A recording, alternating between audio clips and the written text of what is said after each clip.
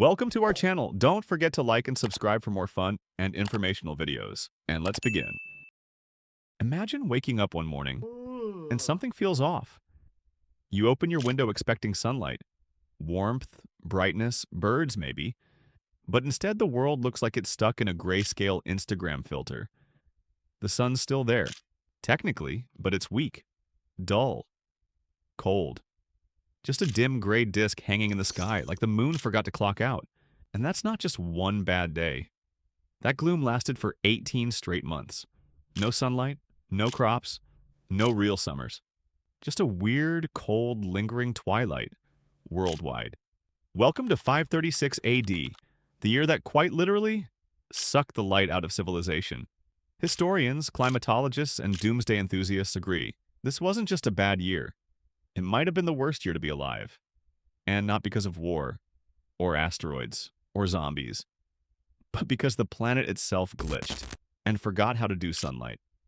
Mysterious volcanic winter, worldwide famine, plague, civilization collapse, dark age starter pack, all triggered by one massive, mysterious year. This was 536 AD, the worst year to be alive, and Earth's most underrated horror story.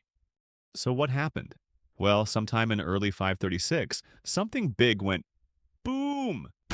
Most likely a massive volcanic eruption. Possibly in Iceland, or maybe North America, or even Indonesia. We're still piecing it together. What we do know is this. It wasn't a regular, oops, the mountain sneezed kind of eruption. It was a shoot ash into the stratosphere and block out the sun kind of event. Millions of tons of volcanic debris, ash, and sulfur were blasted into the upper atmosphere. That ash didn't just fall back down. It wrapped itself around the Earth like a dusty, toxic scarf. A planet-sized sunglasses moment, but permanent. Think sunscreen. But for the entire planet. Except this one didn't block UV rays. It blocked everything. Light, heat, life. The sun still rose, but it looked like it was on power-saving mode. In the Byzantine Empire, people said the sun looked like the moon, pale and ghostly. Chinese scribes noted that snow fell in the middle of summer. In Ireland, the crops failed. And famine hit so hard that some desperate monks wrote about eating bark. Yes, you heard me, tree bark. And no, not in some quirky survival TikTok challenge. This was real, bleak, and deadly. It was like Earth started beta testing the apocalypse. Temperatures crashed. Some places dropped by as much as 2.5 degrees Celsius. Now, that might not sound like much, but in the fragile ecosystem of ancient agriculture, it's disastrous. Imagine your crops failing one season, then two, then realizing you may not get another chance.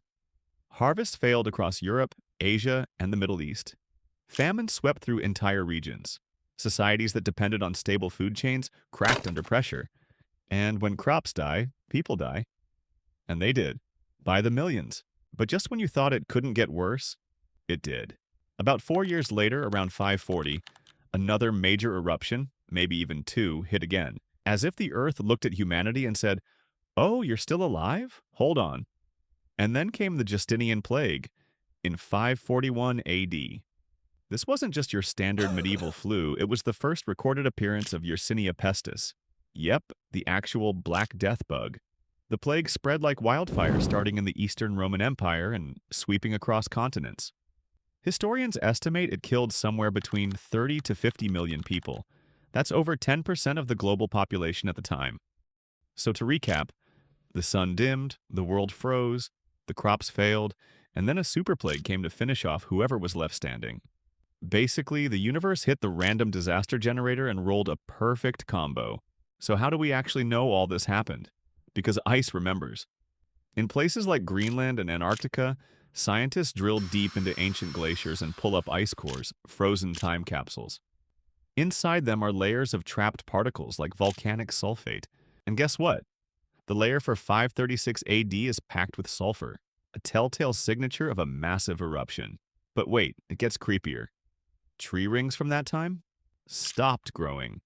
Trees in places as far apart as Europe and North America basically hit pause. Even the trees were like, yeah, I'm just gonna sit this one out. And the domino effect? Massive. Trade networks broke down. Cities were abandoned. Empires weakened, some permanently. Many historians now think the Dark Ages didn't just happen randomly. They were kickstarted by the climate chaos of 536.